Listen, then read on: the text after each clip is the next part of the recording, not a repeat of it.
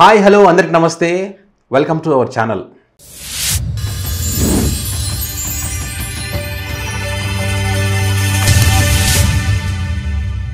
తెలంగాణ రాష్ట్రంలో జరుగుతున్నటువంటి పార్లమెంట్ ఎన్నికల్లో ఏ పార్టీకి ఎన్ని సీట్లు వచ్చే అవకాశం ఉంది, ఏ నియోజకవర్గాల్లో ఏ పార్టీ గెలిచే ఛాన్స్ ఉంది, ఆ నియోజకవర్గాల ఆ పార్టీకి ఉన్నటువంటి బలాలేంటి బలహీనతలేంటి, ఏ అసెంబ్లీ నియోజకవర్గాల పార్టీలకు అనుకూలంగా ఉన్నాయనేటువంటి విషయాలు తెలుసుకునే ప్రయత్నం చేద్దాం.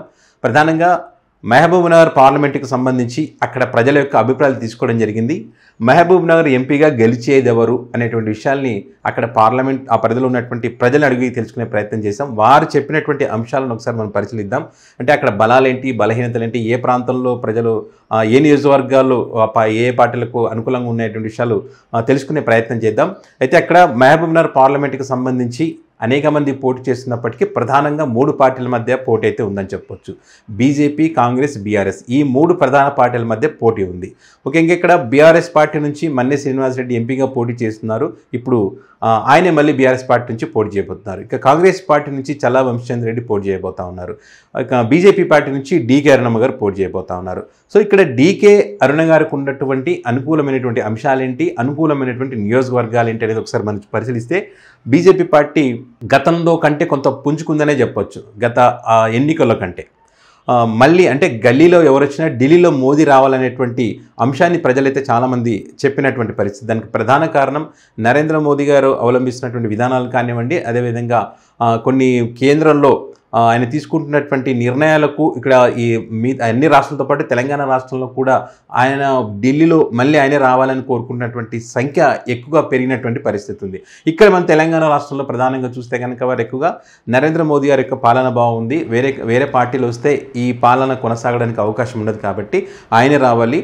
ఇదే కాకుండా 500 సంవత్సరాల పెండింగ్లో ఉన్నటువంటి అయోధ్య రామ మందిర్కి సంబంధించి ఎలాంటి సమస్యలు లేకుండా చాలా ప్రశాంతంగా ఆయన పరిష్కారం చేసినటువంటి విధానం కూడా మాకు నచ్చింది. సో భవిష్యత్తులో ఇంకా ఇలాంటి అనేక కార్యక్రమాలు అందరికీ మంచి జరిగే విధంగా నరేంద్ర మోదీ గారు పనిచేస్తారని నమ్మకం మాకుంది అనేటువంటి చెప్పిన వారి సంఖ్య ఎక్కువగా ఉంది. అయితే డీకే అరుణమ్మ గారికి ఇవన్నీ కలిసి వచ్చేటువంటి అవకాశం ఉంది. ప్రధానంగా డీకే అరుణమ్మ గారికి మహబూబ్నగర్ జిల్లా సొంత జిల్లా. మరి ఆమె కాంగ్రెస్ పార్టీలో ఉన్నప్పుడు మంత్రిగా కూడా పనిచేస్తారు కాబట్టి అప్పుడు ఆమె చేసినటువంటి డెవలప్మెంటు, ఆమెకు ఉన్నటువంటి పరిచయాలు కూడా ఆమెకు కలిసి వచ్చేటువంటి అవకాశం ఉంటుంది.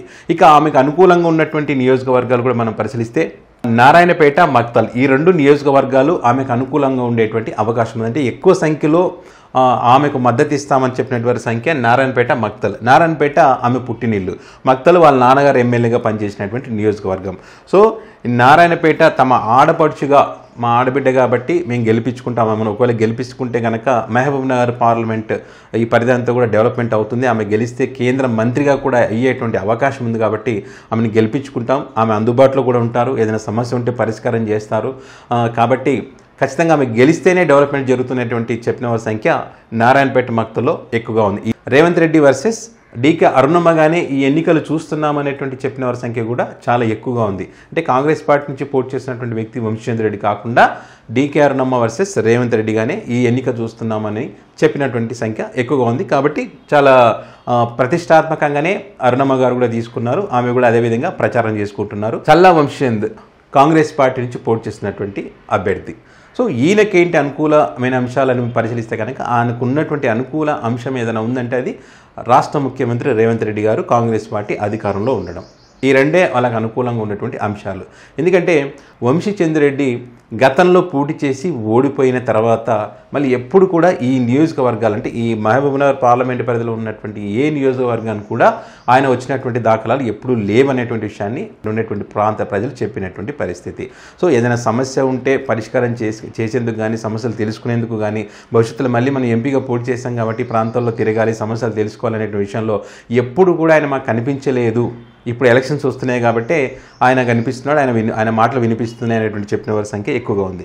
అయితే ఇక్కడ ఆయనకున్న బలం అయితే రేవంత్ రెడ్డి గారు అని చెప్పాలి. ఎందుకంటే రేవంత్ రెడ్డి గారు సొంత జిల్లా, తెలంగాణ రాష్ట్ర ముఖ్యమంత్రి కాబట్టి ఖచ్చితంగా మహబూబ్నగర్ సొంత జిల్లా కాబట్టి అది గెలిపించుకోవాలనేటువంటి ఆయన చాలా కసితో పనిచేస్తున్నారు. అక్కడ ఉన్నటువంటి నియోజకవర్గాలు ఉన్నటువంటి ఎమ్మెల్యే అభ్యర్థులకు ఎమ్మెల్యేలకు కానివ్వండి పార్టీ శ్రేణులకు కానివ్వండి పిలుపునిచ్చారు, దిశానిర్దేశం కూడా చేశారు. ఇట్టి పరిస్థితులు మనం గెలిచి తీరాలి అని చెప్పి గట్టిగానే వాళ్ళకు చెప్పినటువంటి పరిస్థితి. వీళ్ళకి అనుకూలమైనటువంటి నియోజకవర్గాలంటే కనుక దేవరకద్ర, కొడంగల్, జడ్చర్ల ఈ 3 నియోజకవర్గాలు. కొడంగల్ అంటే రేవంత్ రెడ్డి గారి సొంత నియోజకవర్గం కాబట్టి అక్కడ ఖచ్చితంగా వేరే ప్రభావం అనేది ఉండదు.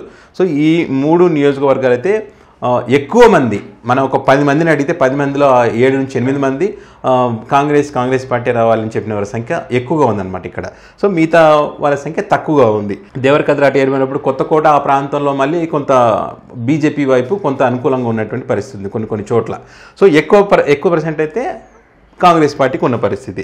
ఇక వేరే షాద్నగర్ అండ్ మహబూబ్ నగర్ 2 నియోజకవర్గాలు చూసాం. మొత్తం 7 నియోజకవర్గాల్లో 2 నియోజకవర్గాలు వచ్చేసి బీజేపీ పార్టీకి, 3 నియోజకవర్గాలు వచ్చేసి అండ్ కాంగ్రెస్ పార్టీకి, 2 నియోజకవర్గాలు వచ్చేసి ఇక్కడ టఫ్గా ఉండే అవకాశం అంటే బీఆర్ఎస్, బీజేపీ, కాంగ్రెస్ ఈ 3 పార్టీలకు అనుకూలంగా ఉండేటువంటి నియోజకవర్గం మహబూబ్ నగర్ అని చెప్పొచ్చు. మహబూబ్ నగర్లో కూడా 3 పార్టీలకు సంబంధించి చెప్తున్నటువంటి పరిస్థితి. మక్తల్ కూడా కొంత బీఆర్ఎస్కి సంబంధించినటువంటి పబ్లిక్ అభిప్రాయం కూడా చెప్పినటువంటి పరిస్థితి. మక్తల్లో కూడా కొంత వినిపించింది, కాంగ్రెస్ కన్నా బీఆర్ఎస్ అండ్ బీజేపీ అక్కడ మక్తలు వినిపించింది. కేసీఆర్ గారి గాలి ఉండడం వల్లే ఆయన మహబూబ్ నగర్ ఎంపీగా గెలిచినటువంటి పరిస్థితి. గెలిచిన తర్వాత ఏమైనా డెవలప్మెంట్ చేశారా, ప్రజలు ఏమైనా తిరిగారా అంటే ప్రజలు మాత్రం మాకు ఎప్పుడు కనిపించలేదు, కేవలం మేము కేసీఆర్ గారిని చూసే ఓటేసాము, ఆయన మాకు కనిపించిన దాఖలు అయితే ఎప్పుడు లేవు. ఇప్పుడు ఎలక్షన్ జరుగుతున్నా కూడా ఇంకా ఇప్పటికైతే ఇప్పుడు ప్రచారానికి తిరుగుతున్నారు. సో మా సమస్యలు తెలుసుకునే విషయంలో ఆయన ఫెయిల్యూర్ అయ్యారనేటువంటి విషయాన్ని చాలామంది చెప్పినటువంటి పరిస్థితి ఉంది. మెయిన్గా అయితే బీజేపీ అండ్ కాంగ్రెస్ మధ్యనే ఫైట్ ఉండేటువంటి అవకాశం ఉంది. అయితే ఇక్కడ ప్రధానంగా వీళ్ళంతా కూడా అక్కడ ఉన్నటువంటి సమస్యల విషయంలో మనం ఒకసారి చూస్తే కనుక ప్రధానమైన సమస్యలు పాలమూరు రంగారెడ్డి జాతీయ హోదా తెస్తామని చెప్పి కూడా వాళ్ళు ఈ ఇరు పార్టీలకు చెందినటువంటి ఇటు కాంగ్రెస్ పార్టీ అటు బీజేపీ పార్టీ ఒకరు పోటీపడి మరీ చెప్తున్నటువంటి ప్రచారం చేసుకున్నటువంటి పరిస్థితి ఉంది. ఇక మక్తల్, నారాయణపేట, కొడంగల్కి ఎత్తిపోతల పథకానికి సంబంధించినటువంటి విషయాల్లో కూడా ఇరు పార్టీలు హామీలు ఇచ్చినటువంటి పరిస్థితి ఉంది. ఇదే కాకుండా మహబూబ్నగర్ పార్లమెంట్ పరిధిలో మరి ఏదైతే ముదిరాజులు ఎక్కువగా ఉన్నటువంటి క్రమంలో వారిది కూడా ముదిరాజులు ఇప్పటికే BC-Dలో ఉన్నారు, వారిని BC-Aలకు మార్చాలనేటువంటి దానికి అంశానికి సంబంధించి కూడా ఇక్కడ హామీ ఇస్తున్నటువంటి పరిస్థితి, దాన్ని కూడా చర్చ నడుస్తూ ఉంది. అదే కాకుండా SC వర్గీకరణకు సంబంధించి కూడా ప్రధానంగా వినిపిస్తున్నటువంటి అంశం. ఈ అంశానికి సంబంధించి కూడా మరి అన్ని పార్టీలు ప్రజల్లో వాళ్ళకు హామీలు ఇచ్చేటువంటి ప్రయత్నం చేస్తున్నారు.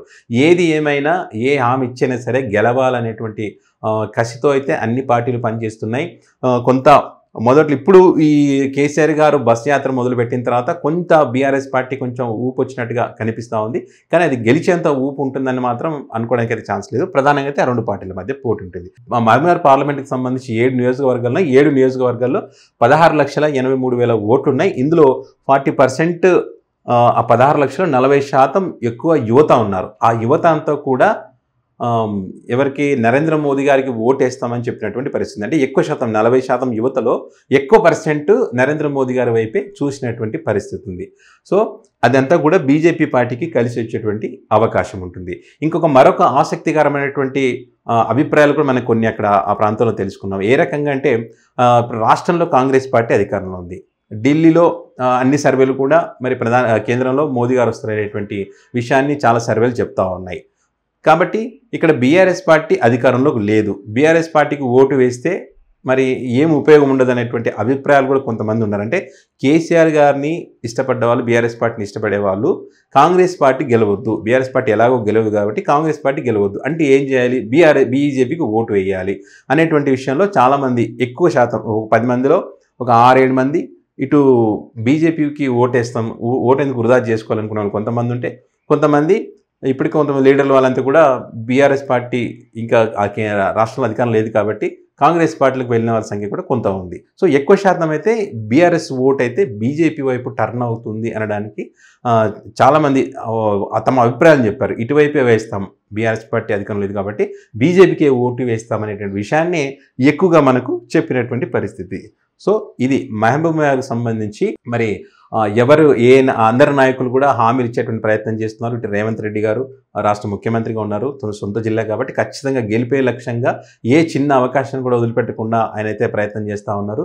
అదేవిధంగా డీకే అరుణమ్మ గారు కూడా ఖచ్చితంగా గెలవాలి, గెలిచి తీరాలి, గెలిస్తే కేంద్ర మంత్రి అవుతానని చెప్పి కూడా ఆమె కూడా ఖచ్చితంగా పనిచేస్తూ ఉన్నారు. గతంలో ఎందుకు ఓడిపోయాము ఏంటి అనేది ఒకసారి సమీక్ష చేసుకొని ఆ తప్పులు జరగకుండా ఆమె కూడా ప్రయత్నం చేస్తూ ఉన్నారు. ఇక మన్నే శ్రీనివాసరెడ్డి ఎంపీగా ఉన్నారు ఇప్పటికే. అయితే ఆయన కూడా బీఆర్ఎస్ నుంచి పోటీ చేస్తూ ఉన్నారు.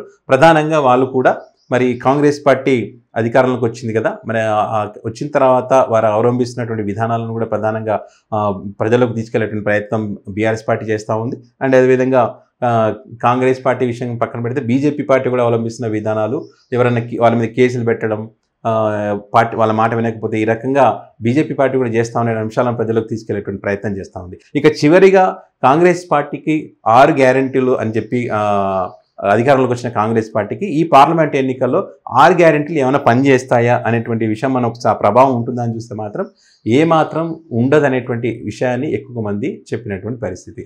ఎందుకంటే కొంతమంది ఏంటి ఇప్పుడే వచ్చి 3-4 నెలలు అవుతుంది కాబట్టి ఇంప్లిమెంట్ చేయడానికి కొంత టైం పడుతుంది కాబట్టి చూద్దాం, పార్లమెంట్ ఎన్నికల కోడ్ వచ్చింది కాబట్టి చేయలేకపోతున్నారు కదా, పార్లమెంట్ ఎన్నికల తర్వాత చూద్దాం అనుకున్న వాళ్ళు కొంతమంది ఉన్నారు. సో వాళ్ళు చెప్పింది 90 రోజులు చేయలేకపోయారు, భవిష్యత్తులో కూడా చేస్తారని నమ్మకం లేదనేటువంటి విషయాన్ని కూడా చాలామంది చెప్పినటువంటి పరిస్థితి. ఎందుకంటే చాలా బడ్జెట్ కావాలి, ఇది అమలయ్యేటువంటి అవకాశం లేదు కాబట్టి బీజేపీ పార్టీకే ఓటు వేస్తామనే వారి సంఖ్య కూడా చాలామంది ఉంది. 6 గ్యారెంటీల ప్రభావం అయితే లేదు. సో మరి ఎన్నికల్లో ప్రజలు ఎటువైపు మొగ్గు చూపుతారు, మరి ఎవరిని గెలిపిస్తారనేది మాత్రం రానున్న రోజుల్లో తేలేటువంటి అవకాశం ఉంది. సో మీకు సంబంధించి మీ మామూలు పార్లమెంట్ పరిధిలో ఏ నియోజకవర్గాల్లో ఏ పార్టీలకు అనుకూలంగా ఉంది, ఎవరు గెలిచే ఛాన్స్ ఉందనే విషయాన్ని మీరు కామెంట్ రూపంలో తెలియజేయండి. Thanks for watching.